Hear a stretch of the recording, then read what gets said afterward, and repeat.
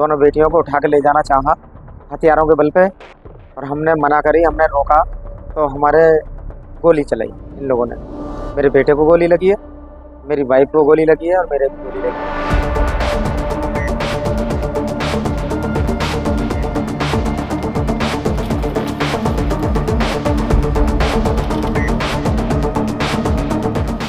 आठ महीने के बाद मेरी लड़की को उठा लिया गया घर से, मुस्लिम उठा के ले गया। यूपी के मुरादाबाद की घटना ने सभी को हिला दिया। आरोप है कि दबंग आधी रात घर में घुसे और बेटियों को उठा ले जाने की कोशिश करने लगे। जब परिवार ने इसका विरोध किया तो दबंगों ने ताबड़तोड़ गोलियां चला दी। इस गोलीकांड को अंजाम देने वाले आरोपियों के खिलाफ पुलिस ने बड़ा एक्शन ले लिया।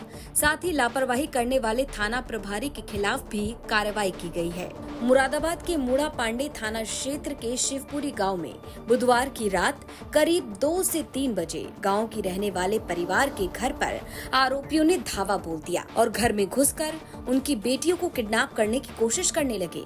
जब परिवार वालों ने इसका विरोध किया तो आरोपियों ने युवती के पिता, भाई और मां के ऊपर ताबड़तोड़ गोलियां चला दी। इससे ये तीनों घायल हो गए। इस मामले में पीड़ित पिता ने ऐसी बात बताई जिसे सुनने के बाद हर कोई हैरान रह गया।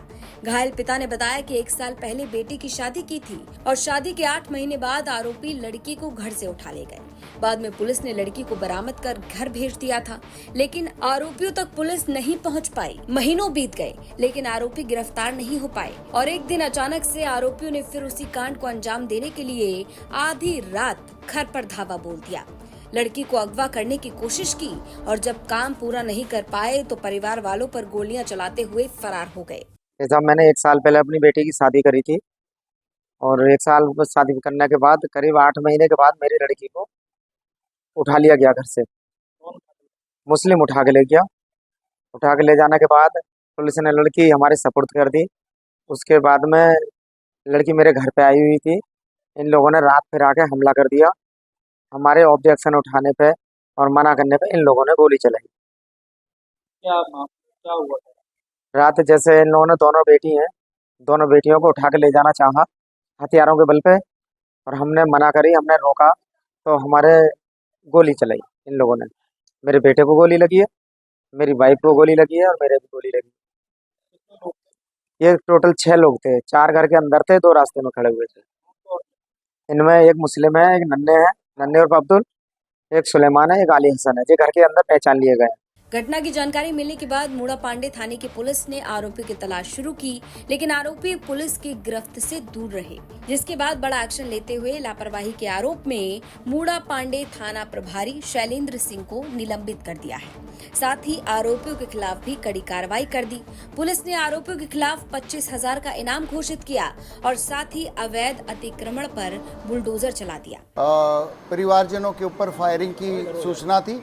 पुलिस के द्वारा, सीनियर ऑफिसर्स के द्वारा घटनास्थल पर जाया गया, निरीक्षण किया गया। इसके संबंध में एक अपहरण के प्रयास का प्लस 307 का इसमें मुकदमा लिखा गया। 3 परिवारजनों को फायर आर्म इंजरी सस्टेन किया। इसके संबंध में कठोरतम कार्रवाई के लिए इसमें 5 टीमों का गठन किया गया है। जो मुख्य अभियुक्त है उस पर 25,000 रुपये का इनाम मेरे द्वारा घोषित किया गया है। और इसमें क्राइम की गंभीरता को देखते हुए ना सिर्फ पीड़ित के विरुद्ध क्राइम है बल्कि ये स्टेट के विरुद्ध भी क्राइम है, और इसमें जो दूसरे हमारी एजेंसीज हैं वो सभी भी इसमें गहनता से देख रही हैं। इसी के क्रम में राजस्व विभाग के साथ मिलकर जो उनके द्वारा भूमि का अतिक्रमण किया गया था उस पर गिराया गया है। आरोपियों के खिलाफ बुलडोजर कार्रवाई के बाद पुलिस लगातार घटना के 4 आरोपियों की तलाश कर रही है, जिसमें मुस्लिम, सुलेमान, आले हसन और नन्हे शामिल हैं। सवाल ये भी उठ रहा है कि अगर कुछ महीने पहले पुलिस ने कड़ी कार्रवाई करते हुए आरोपियों को गिरफ्तार कर लिया होता और एक्शन ले लिया होता तो आरोपियों की हिम्मत नहीं होती कि वो घर में घुसकर इतने बड़े कांड को अंजाम दे देते। मुरादाबाद से जगत गौतम की रिपोर्ट, यूपी तक।